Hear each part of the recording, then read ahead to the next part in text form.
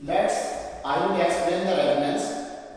जैसे कि पीछे हमने इंडक्टिव फैक्ट को एक्सप्लेन करा था, सिमिलर उसी टाइप का कुछ जो है हल्का फुल्का जो है आपको रिलेशन मिलेगा यहाँ पर। रेजोनेंस में देखिए क्या होता है, रेजोनेंस को देखते हैं।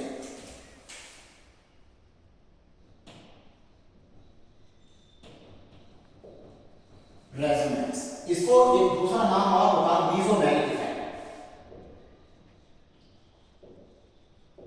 मीजोमैटिक इफेक्ट, रेजोनेंस इफेक्ट या मीजोमैटिक इफेक्ट।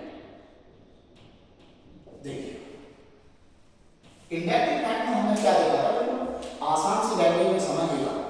इंडक्टिव फैक्ट में क्या था, सिग्मा बॉन्ड का जो इलेक्ट्रॉन था वो पार्शियली ट्रांसफर हो रहा था। पार्शियली ट्रांसफर होने से क्या है कि कार्बन चेन लेंथ में पोलरिटी डेवलप हो गई थी, अगर उस पोलरिटी को हमने इंडक्टिव फैक्ट कहा था।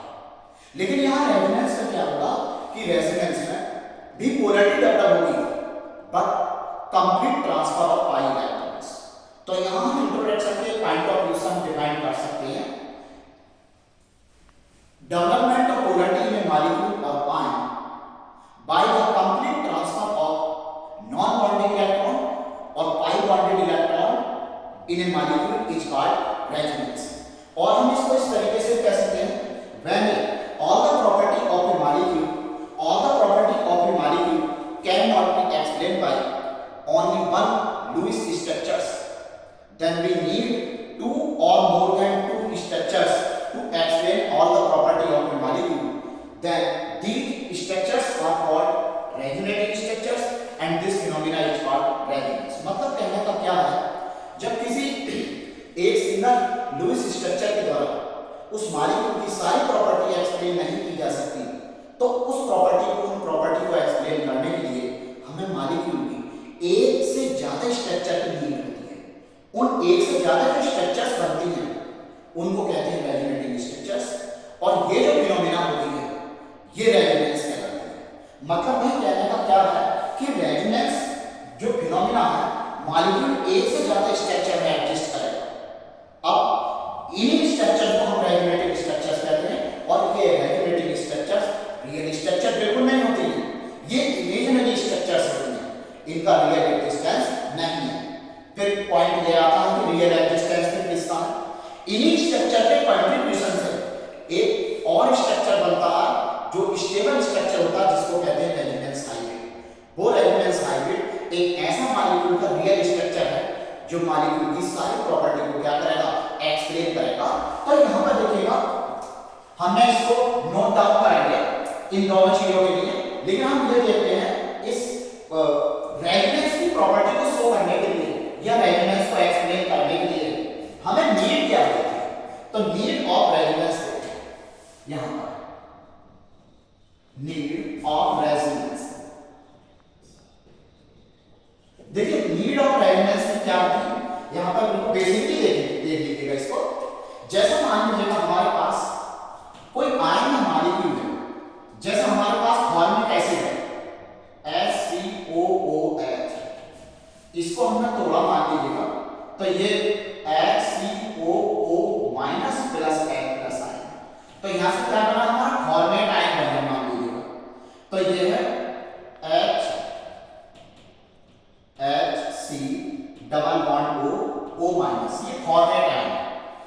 अगर मैं मान लीजिएगा इस बॉन्ड लाइन को अगर मैं A मान लूं और इसको अगर मैंने B मान लिया सपोज दैट, तो मैं यहां इस मॉलिक्यूल को देखकर ये बता सकता हूं कि bond length of A is greater than bond length of B।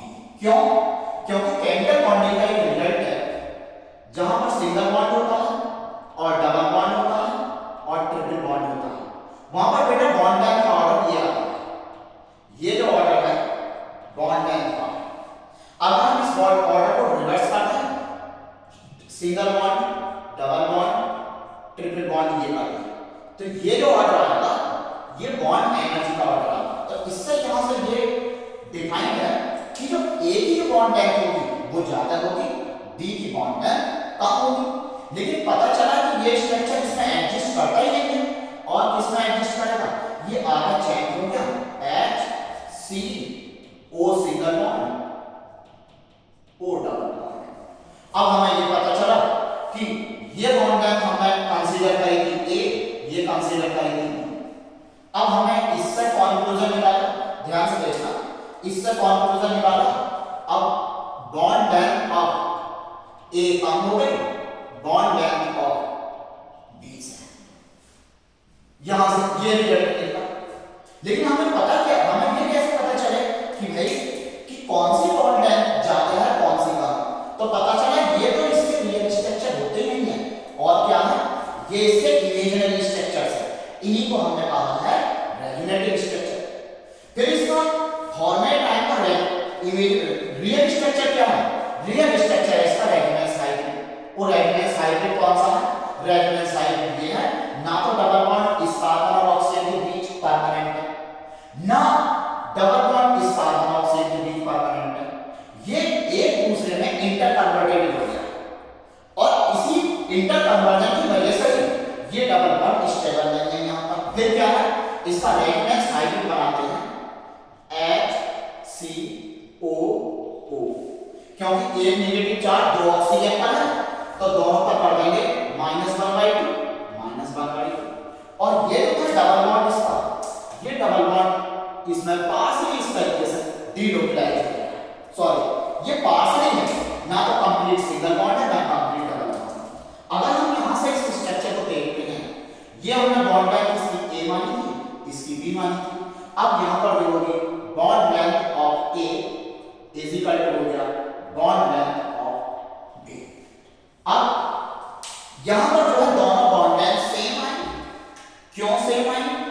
क्योंकि ये बॉन्ड परमानेंटली स्टेबल ही नहीं है दोनों ऑक्सीजन के बीच। यहां पर देखा इस कार्बन ऑक्सीजन के बीच है, इस स्ट्रक्चर में देखा इस ऑक्सीजन कार्बन के बीच है। तो इसी स्ट्रक्चर को देख के हमें ये पता चला कि ए की बॉन्ड लेंथ ज्यादा होगी, बी की बॉन्ड लेंथ कम होगी, क्योंकि केमिकल बॉन्डिंग के रिजल्ट से ये क्लियर है। फिर अगले स्ट्रक्चर में हमें ये पता चला ए की बॉन्ड लेंथ ज्यादा होगी, सॉरी ए की बॉन्ड लेंथ कम होगी। यहां पर देखिए इसको हमने ए माना, ए की बॉन्ड लेंथ कम होगी और बी की बॉन्ड लेंथ ज्यादा होगी। लेकिन पता चला कि दोनों तो अनस्टेबल है, एक दूसरे में इंटर कन्वर्टेड होते हैं, और इनके कंट्रीब्यूशन से मतलब रेजोनेटिव स्ट्रक्चर के कंट्रीब्यूशन से एक नया स्ट्रक्चर बनता है जिसको कहते हैं रेजोनेंस हाइब्रिड। इसकी एनर्जी कम होती है, स्टेबिलिटी ज्यादा होती है, और वहां से ये क्लियर होता है कि बॉन्ड लेंथ ए और बी की बराबर है। मतलब ये जो बॉन्ड लेंथ है ये है थ्योरेटिकली, ये भी थ्योरेटिकली है, और ये है प्रैक्टिकली।